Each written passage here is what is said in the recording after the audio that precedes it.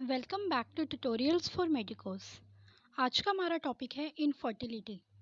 जो infertility topic है ये बहुत ज़्यादा इम्पॉर्टेंट है। ये एग्ज़ाम में हमेशा 5 मार्क्स का आता ही आता है, इसलिए मैंने सोचा कि मैं इस टॉपिक पे वीडियो डालूं और सब बच्चों तक पहुंचाऊं। ठीक है, तो इनफर्टिलिटी अगर हम नॉर्मल लैंग्वेज में बात करें तो इनफर्टिलिटी का मतलब होता है कि एक मदर जब बेबी कंसीव नहीं कर पाती उस कंडीशन को हम बोलते हैं इनफर्टिलिटी। और ये जो इनफर्टिलिटी कंडीशन होती है ये दोनों मेल में भी हो सकती है और ये फीमेल में भी हो सकती है। हमेशा यही नेसेसरी नहीं होता कि ये कंडीशन सिर्फ मदर में ही होएगी। ये चीज़ भी नेसेसरी होती है कि मतलब जो फादर है उसके अंदर तो ये कंडीशन नहीं है। ठीक है, तो ये कंडीशन मदर के अंदर भी हो सकती है और फादर के अंदर भी हो सकती है इनफर्टिलिटी की। ठीक है, दोनों में से किसी एक के अंदर भी कंडीशन होएगी तो इनफर्टिलिटी होने के चांसेस होते हैं। अब हम बात करते हैं इसकी डेफिनेशन की। Infertility is the inability to achieve a pregnancy after at least 1 year of regular intercourse without contraception. अगर हम कॉन्ट्रासेप्टिव मेथड्स के बगैर एक साल तक रेगुलर इंटरकोर्स करते हैं लेकिन उसके बाद भी प्रेगनेंसी रिसीव नहीं होती है, एबल नहीं होती है, तो उस कंडीशन को हम बोलते हैं इनफर्टिलिटी। अब हम बात करते हैं risk factors of female infertility कि अगर किसी फीमेल के अंदर, मदर के अंदर, ठीक है, अगर इनफर्टिलिटी होने के चांसेस हो रहे हैं तो उसके क्या क्या रिस्क फैक्टर हो सकते हैं। ठीक है, अभी हम फीमेल के बारे में बात कर रहे हैं, उसके बाद मैं मेल के बारे में समझाऊंगी। तो फर्स्ट करते हैं फीमेल के। फीमेल के क्या हैं? अबनॉर्मल मेंजुरेशन, अगर किसी को अबनॉर्मल पीरियड्स आ रहे हैं तो उसकी वजह से। Blocked fallopian tube. अब फेलोपियन ट्यूब्स क्या होती है, जैसे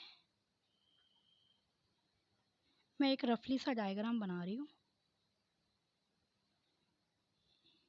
ये हमारा क्या है? यूट्रस।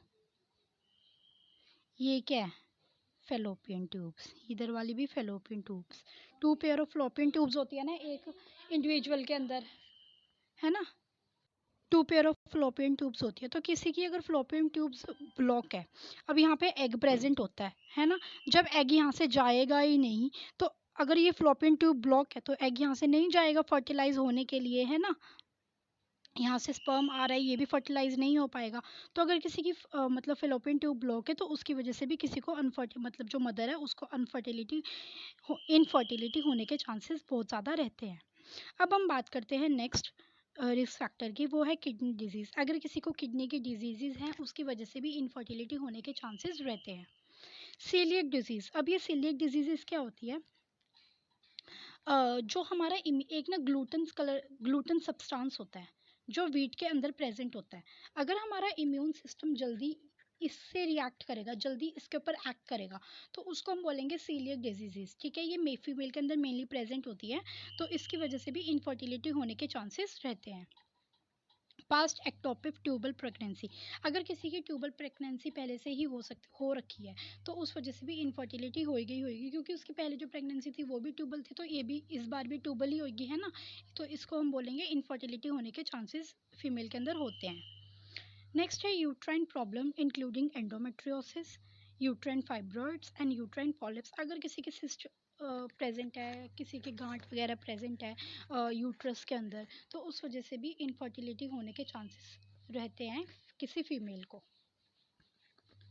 7th रिस्क फैक्टर है एनावल्यूशन और इनएडुकेट कॉर्पस ल्यूटियम। अब जो कॉर्पस ल्यूटियम होता है और ल्यूटिनाइजिंग हार्मोन होता है या फिर फॉलिकल स्टिमुलेटिंग हार्मोन होता है, ये तीनों मेंजुरेशन में, प्रेगनेंसी में और प्रोजेस्टेरोन भी। ठीक है, ये तीनों चारों मतलब कुछ ऐसे फीमेल के सेक्स हार्मोन्स होते हैं जो प्रेगनेंसी में भी हेल्प करेंगे और पीरियड्स में भी हेल्प करेंगे। अगर इनके अंदर कोई चेंजेस हैं, वो इनएडुक्वेट है, प्रॉपर अमाउंट में बॉडी के अंदर नहीं प्रेजेंट है, तो फिर उस वजह से भी इनफर्टिलिटी होने के चांसेस रहते हैं। नेक्स्ट है सर्वाइकल फैक्टर्स। अब सर्वाइकल के क्या क्या फैक्टर्स हो सकते हैं?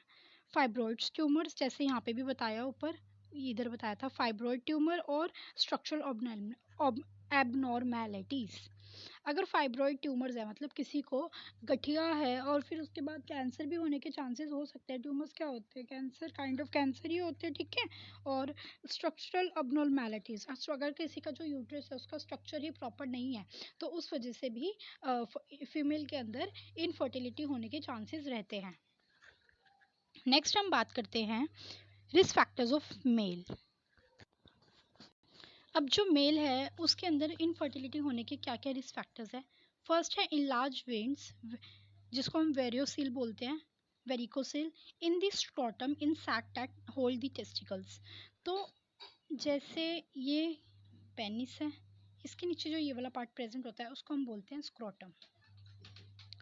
तो अगर जो स्क्रोटम के अंदर वेन्स प्रेजेंट है वो इनलार्ज हैं, वो बड़ी है उसकी साइज, जो टेस्टिस को होल्ड करती है, ठीक है, वो उसका साइज बड़ा है, तो इस वजह से भी इनफर्टिलिटी होने के चांसेस रहते हैं। नेक्स्ट है जेनेटिक डिसऑर्डर्स। जेनेटिक डिसऑर्डर जैसे सिस्टिक फाइब्रोसिस, अगर किसी के सिस्टिक फाइब्रोसिस मतलब सिस्ट बनी हुई है, गांठ बनी हुई है, तो उस वजह से भी मेल इनफर्टिलिटी होने के चांसेस रहते हैं। ये जेनेटिक है। ये जो है ना सिस्टिक फाइब्रोसिस, ये कौन सा डिसऑर्डर है? ये जेनेटिक डिसऑर्डर है। थर्ड इस फैक्टर है high heat exposure to testicles from test tight clothing और frequent use of hot tubs. मतलब अगर कोई टाइट अंडरगारमेंट्स पहनता है या फिर हॉट टब्स में ज़्यादा ही बाथिंग करता है तो उस वजह से भी इनफर्टिलिटी होने के चांसेस रहते हैं। Fourth is injury to the scrotum or testicles. अगर स्क्रोटम या टेस्टिकल्स में कोई इंजरी हो रखी है तो उस वजह से भी इनफर्टिलिटी होने के, मेल इनफर्टिलिटी होने के चांसेस रहते हैं। अगर आपको मेरी ये वीडियो समझ आ रही है तो प्लीज़ मेरी वीडियो को लाइक करें और चैनल को सब्सक्राइब करना ना भूलें। तो back to the topic. Fifth जो रिस्क फैक्टर है वो है लो स्पर्म काउंट और लो टेस्टोस्टेरोन। जैसे वहाँ पे ऊपर लो एलएच काउंट था ना फीमेल में, लो एलएच था या फिर लो कॉर्पस ल्यूटियम काउंट था। अब यहाँ पे किसकी बात करी है? स्पर्म काउंट की बात करी है और टेस्टोस्टेरोन की बात करी है। फीमेल में कौन सा था? प्रोजेस्टेरोन, और मेल में कौन सा है? टेस्टोस्टेरोन, ठीक है। तो इसको इस वजह से भी इनफर्टिलिटी होने के चांसेस रहते हैं। Miss use of anabolic steroids, अगर कोई जो स्टेरॉइड्स है, ठीक है, वो ज़्यादा खाता है तो वो ज़्यादा खाता है या उसका मिसयूज़ करता है तो उस वजह से भी इनफर्टिलिटी होने के चांसेस रहते हैं। उस वजह से भी मेल के रिप्रोडक्टिव ऑर्गन्स पे बहुत ज़्यादा फर्क पड़ेगा। प्रीमेच्योर एजैकुलेशन और retrograde ejaculation, semen flows back to the bladder. तो semen flows back to the bladder क्या होगा? जब वो इजैकुलेशन कर रहा है तो जो उसका सीमेन है पेनिस के थ्रू वो बाहर नहीं आ रहा, वो वापस यूरिनरी ब्लैडर में चला गया, ठीक है, वो वापस ब्लैडर में चले गया उसका सीमेन, तो उस वजह से भी इनफर्टिलिटी होने के चांसेस रहते हैं।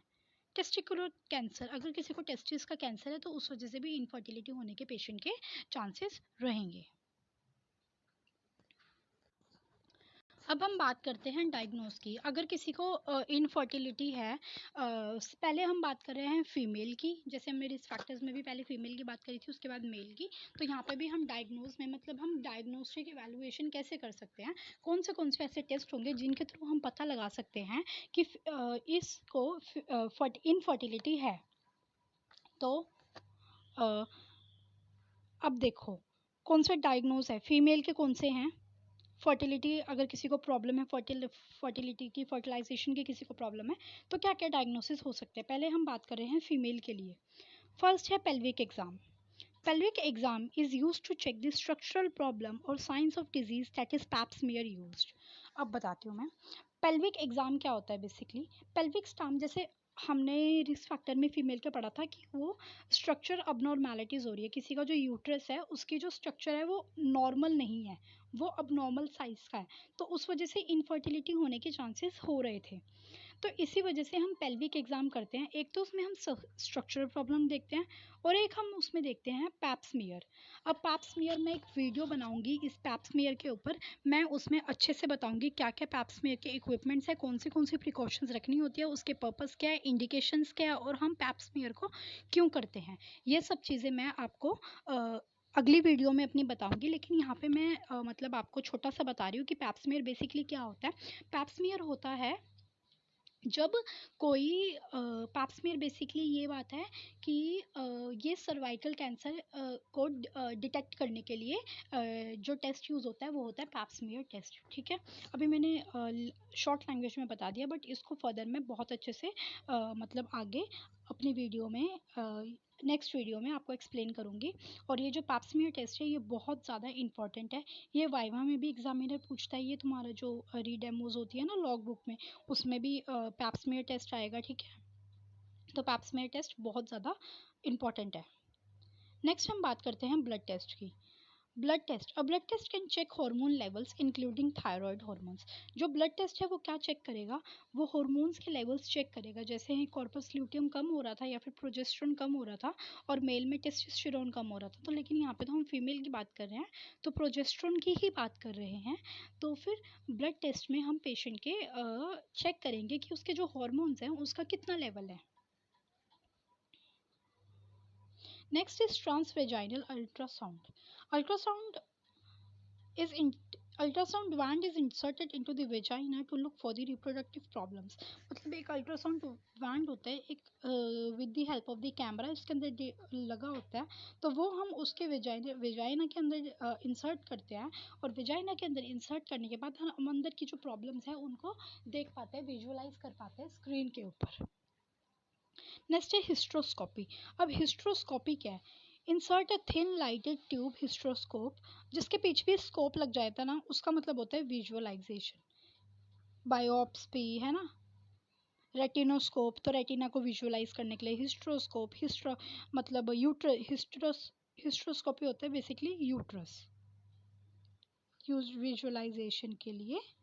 जो डिवाइस यूज होते हैं उसको बोलते हैं हम स्कोप, तो जिसके पीछे भी स्कोप लग जाएगा तो वो होता है विजुअलाइजेशन के लिए। तो हिस्ट्रोस्कोप में क्या है, हम वेजाइना के अंदर ये हिस्ट्रोस्कोप वो करेंगे किसको देखने के लिए, यूट्रस को मतलब विजुअलाइज करने के लिए। नेक्स्ट है हिस्टेरोसाल्पिंगोग्राम। हिस्टेरोसाल्पिंगोग्राम क्या होता है, X rays captures in injectable dyes as travels through the fallopian tubes that is look for the blockage. अब क्या होएगा, जैसे मैंने लास्ट मतलब अभी पीछे बताया था कि ये हमारी फ्लोपियन ट्यूब्स होती है, अगर इनकी ब्लॉकेज हो जाती है फीमेल के अंदर तो उस वजह से भी इनफर्टिलिटी होने के चांसेस रहते हैं। तो इस चीज़ को, ब्लॉकेज को चेक करने के लिए हम क्या करते हैं, हिस्टेरोसाल्पिंगोग्राम जो है वो यूज़ करते हैं टेस्ट। ये क्या होता है, इसमें हम यहाँ से एक डाई इंजेक्ट करेंगे वेजाइना के थ्रू, और ये डाई वहाँ पे अंदर पूरे रिप्रोडक्टिव ऑर्गन में जाएगी। जाने के बाद जहाँ जहाँ तक ये चले गई वहाँ तक ठीक है, जहाँ पे ये नहीं जाएगी, स्टॉप हो गई, तो इसको हम बोलेंगे, इससे हम डिटेक्ट कर पाएंगे कि ब्लॉकेज कहाँ पे है किसी भी फीमेल की फेलोपियन ट्यूब्स के अंदर। नेक्स्ट है लेप्रोस्कोपी। अब लेप्रोस्कोपी, इसके पीछे भी स्कोप लगा हुआ है, मतलब विजुअलाइज करना। A laparoscope inserted with the camera into a small abdominal incision helps to identify uterine fibroids and scar tissue. मतलब एक ना, जैसे ये अब्डोमन है फीमेल का, ठीक है, ये वाला अब्डोमन है, और इसके अंदर ना हम इंसिजन्स करते हैं, और इसके अंदर से एक के साइड से हम कैमरा घुसाएंगे और एक के अंदर से हम एक ट्यूब घुसाते हैं, जिस वजह से हम मतलब अंदर से डिटेक्ट कर पाते हैं कि कोई ट्यूमर वगैरह फॉर्मेशन तो नहीं है। तो ये भी हम स्क्रीन पे ही विजुअलाइज करते हैं, फीमेल की अब्डोमेन की विजुअलाइजेशन होती है, इनसाइड द अब्डोमेन होती है, ताकि हम फाइब्रॉइड्स वगैरह या कोई ट्यूमर्स की फॉर्मेशन तो नहीं है, तो उन सब चीज़ों को विजुअलाइज करने के लिए हेल्प करता है। हमने ऊपर बात करी थी मेल की फर्टिलाइजेशन फीमेल की इनफर्टिलिटी के डायग्नोसिस। अब हम यहाँ पे बात करते हैं मेल की इनफर्टिलिटी के diagnosis. Semen analysis check problem with sperm such as low sperm count and poor motility. हमने लास्ट टाइम देखा था कि जो एक रिस्क फैक्टर है मेल के अंदर वो क्या होता है, लो स्पर्म काउंट या फिर टेस्टोस्टेरोन। तो अब यहाँ पे क्या है, हम जो मेल है उसके सीमेन को एनालाइज करेंगे लेबोरेटरी के अंदर लेके जाके, और वहाँ पे स्पर्म का काउंट चेक करेंगे, और काउंट चेक करने के बाद हम पुअर मोटिलिटी मतलब स्पर्म की मूवमेंट चेक करेंगे, वो स्लो तो नहीं है या फिर मूवमेंट टेढ़ी तो नहीं है, तो उस वजह से भी हम सीमेन एनालिसिस मेल की कर सकते हैं। नेक्स्ट है ब्लड टेस्ट। अब blood test can check the testosterone. अब फीमेल में हम क्या कर रहे थे, प्रोजेस्टेरोन चेक कर रहे थे, लेकिन यहाँ पे हम टेस्टोस्टेरोन चेक करेंगे हार्मोन्स के लेवल्स को डिटेक्ट करने के लिए, और या फिर डिटेक्ट करने के लिए कि उसको कोई क्रोमोसोमल अबनॉर्मैलिटीज तो नहीं है। नेक्स्ट है scrotum ultrasound, identifies varicocele and other testicular problems। वेरिकोसिल्स हम डिटेक्ट करेंगे, और या फिर टेस्टिकुलर कोई प्रॉब्लम तो नहीं है, तो उस चीज़ को भी हम डिटेक्ट कर सकते हैं with the help of the ultrasound in males. Next है मैनेजमेंट। अब मैनेजमेंट कैसे करते हैं, फीमेल की बात करते हैं। मेडिकेशंस उसको दे सकते हैं, फर्टिलिटी कुछ ड्रग्स होती हैं वो मतलब फीमेल को दे सकते हैं। नेक्स्ट है सर्जरी। सर्जरी कैसे कर सकते हैं, जो ओपन ब्लॉक्ड फ्लैपियन ट्यूब्स होएगी उनको, उनके अंदर से हम यूट्राइन पॉलिप्स या मतलब यूट्राइन फाइब्रॉइड्स को रिमूव करके उसकी जो फ्लोपियन ट्यूब्स है उसकी ब्लॉकेज को हटा सकते हैं। तो ये हम सर्जरी में कर सकते हैं। अब मेल में क्या करेंगे, मेडिकेशंस देंगे वही हार्मोन्स के लेवल्स को इंक्रीज करने के लिए, ठीक है। और मतलब जो इलेक्ट्रल फंक्शन के लिए ड्रग्स यूज होती है वो होती है स्लाइडनाफिल और वार्डिनाफ। सर्जरी के लिए हम क्या कर सकते हैं, जो ब्लॉकेज हो रखी है ट्यूब्स के अंदर, जो स्क्रोटम में वेन्स वगैरह प्रेजेंट है उसके अंदर अगर कोई ब्लॉकेज है तो उस चीज़ को ठीक करने के लिए हम लोग मेल की सर्जरी कर सकते हैं। अदर ट्रीटमेंट में क्या कर सकते हैं, कुछ तो थी सर्जरी और मेडिकेशंस के थ्रू, अदर ट्रीटमेंट क्या कर सकते हैं, intra uterine insemination IVI। Health के बहुत ऐड देखे होंगे IVI IVF के, टीवी में भी देते हैं, लेकिन अब आज हम बात करते हैं कि इनका मतलब क्या होता है। IVI intrauterine insemination, a health care providers uses a thin tube to place a sperm directly into the uterus. मतलब जो स्पर्म होता है वो निकाल लेते हैं मेल के अंदर से, और फेलोपियन ट्यूब के अंदर यूट्रस के अंदर वो स्पर्म इजेक्ट करते हैं बाहर, पहले लेबोरेटरी में तैयार करेंगे और डायरेक्टली वो यूट्रस के अंदर इजेक्ट कर देंगे स्पर्म को। नेक्स्ट है IVF इंट्रा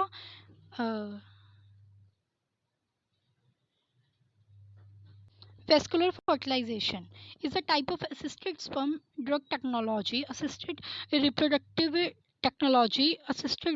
technology मतलब आर्ट थेरेपी जो होती है, involves the harvesting the eggs at the ends of the stimulation and placing sperm in the eggs together in the lab dish। अब इसमें क्या होता है, अगर मेल भी नहीं कर पा रहा, इनफर्टिलिटी है मेल भी और इनफर्टाइल फीमेल भी, तो हम क्या करेंगे, किसी और का स्पर्म, किसी और मेल का स्पर्म लेके लेबोरेटरी में तैयार करेंगे, और किसी और फीमेल की ओवम को लेके लेबोरेटरी में दोनों को कंबाइन करवाएंगे। कंबाइन करने के बाद हम फीमेल के अंदर वो प्लेस कर देंगे, तो इसको हम बोलते हैं IVF। The sperm fertilizes the eggs. A provider transfers one of the fertilized egg embryo into the uterus। तो जब वो फर्टिलाइज हो जाएंगे वो एम्ब्रियो बन जाएगा, और वो यूट्रस के अंदर उनको, जैसे मैंने बताया, यूट्रस के अंदर उनको इंसर्ट कर देंगे। नेक्स्ट है इंट्रासाइटोप्लाज्मिक स्पर्म इंजेक्शन, ICSI भी जिसको शॉर्ट फॉर्म में बोलते हैं। ये IVF के सिमिलर ही है, लेकिन अब इसमें IVF में और इसमें क्या डिफरेंस है, एम्ब्रियोनोसिस्ट डायरेक्टली, एम्ब्रियोलॉजिस्ट जो होता है वो डायरेक्टली क्या करता है, सिंगल स्पर्म इंजेक्ट करता है each of the harvested eggs, and then provider transfer the embryo to the uterus. तो ये एग को लेबोरेटरी में तैयार करने के बाद यूट्रस में इंसर्ट कर देता है। नेक्स्ट है थर्ड पार्टी ART। अब ART क्या था, assisted reproductive technique. Couples may use donor eggs, donor sperms, and donor embryos. Some people need gestational carrier or surrogate. This person agrees to carry and give birth to your baby। मतलब क्या करते हैं, इसमें क्या होता है, अब surrogate क्या होता है, किसी दूसरे पर्सन के अंदर अपने बेबी की फर्टिलाइजेशन करवानी। कैसे, कोई डोनर कहता है कि चलो हम अपना वो दे देते हैं ओवम, और डोनर मेल कहेगा कि हम अपना तुम्हें स्पर्म दे देते हैं। तो क्या करेंगे, दोनों की फर्टिलाइजेशन करवाएंगे लेबोरेटरी के अंदर, और जब मेल भी इनफर्टाइल है फीमेल भी इनफर्टाइल है, दोनों ही कंसीव नहीं कर पाएंगे, ना ही IVF के थ्रू, ठीक है, ना ही ICSI के थ्रू। तो इसमें क्या होएगा, इसमें थर्ड पार्टी ART में क्या होता है, असिस्टेड रिप्रोडक्टिव टेक्निक में क्या होता है, तो इसमें जब ये दोनों भी काम नहीं आएंगे तो ये लोग किसको लेके आएंगे, डोनर को। अब डोनर क्या होता है, किसी और बंदे को जो डोनेट कर रहा है उसको लेके आएंगे, और डोनर को तो लेके ही आएंगे, ये तो डोनेट कर रहा है, और सुरोगेट को भी लेके आएंगे। अब सुरोगेट कौन है? जो उनके मतलब बेबी को कंसीव करवा के उनको पकड़ा देगा, ठीक है। तो उसको बोलते हैं थर्ड पार्टी ART। मतलब ये जो होती है ना, ये बहुत मुश्किल कंडीशन होती है, ये इतनी आसानी से अवेलेबल नहीं है। तो इस चीज़ के लिए तुम्हें बहुत ज़्यादा मतलब पेशेंस रहना पड़ता है, बहुत ज़्यादा एक दूसरे को सपोर्ट करना पड़ता है, तभी ये चीज़ हो पाती है। और ये चीज़ कॉस्टली भी काफ़ी होती है, जो थर्ड पार्टी ART होती है। नेक्स्ट हम बात करते हैं प्रिवेंशन ऑफ इनफर्टिलिटी।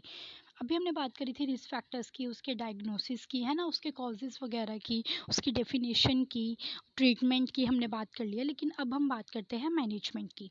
अब इनफर्टिलिटी अगर किसी को हो रही है तो उसको हम कैसे मैनेज कर सकते हैं? Eat a well balanced diet and maintain healthy weight. अपना वेट को मेंटेन करेंगे और वेल बैलेंस्ड डाइट यूज़ करेंगे। Don't smoke, major drugs, misuse drugs और ड्रिंक एक्सेसिवली। मतलब स्मोकिंग नहीं करेंगे और ड्रग्स का मिसयूज़ नहीं करेंगे। जैसे मेल में क्या हो रहा था, वो स्टेरॉइड्स को मिसयूज़ कर रहा था ना, जिस वजह से उसको इनफर्टिलिटी होने के चांसेस हो रहे थे। तो इसी वजह से स्मोकिंग नहीं करेंगे और ड्रग्स का मिसयूज़ नहीं करेंगे और ज़्यादा ड्रिंक नहीं करेंगे। Gate treated for STD। अब STD क्या है? Sexual transmitted disease. Sexual transmitted disease. तो अब sexual transmitted through with the help at the time of the sex, अगर किसी को डिजीजेस हो चुकी है, इन्फेक्शन हो गया, तो उसको कहेंगे सेक्सुअल ट्रांसमिटेड डिजीज़। तो हम क्या करेंगे? अगर किसी को STD है तो उससे भी ट्रीट करेंगे। Limit exposure to toxins. अगर जो टॉक्सिन्स है उससे एक्सपोजर होने के लिए हम लिमिट करेंगे, ज़्यादा उस चीज़ को इंक्रीज नहीं करेंगे। नेक्स्ट है stay physically active but don't overdo exercise. Physically active तो रहो लेकिन ज़्यादा एक्सरसाइज मत करो जो तुम्हारे मतलब रिप्रोडक्टिव ऑर्गन्स को भी इफ़ेक्ट करे। ओके। अगर आपको मेरी वीडियो समझ आई हो, पसंद आई हो, तो प्लीज़ मेरी वीडियो को लाइक करें और मेरे चैनल को सब्सक्राइब करें और नई नई वीडियोस देखने के लिए मेरे चैनल पर बने रहे। Thank you so much for listening.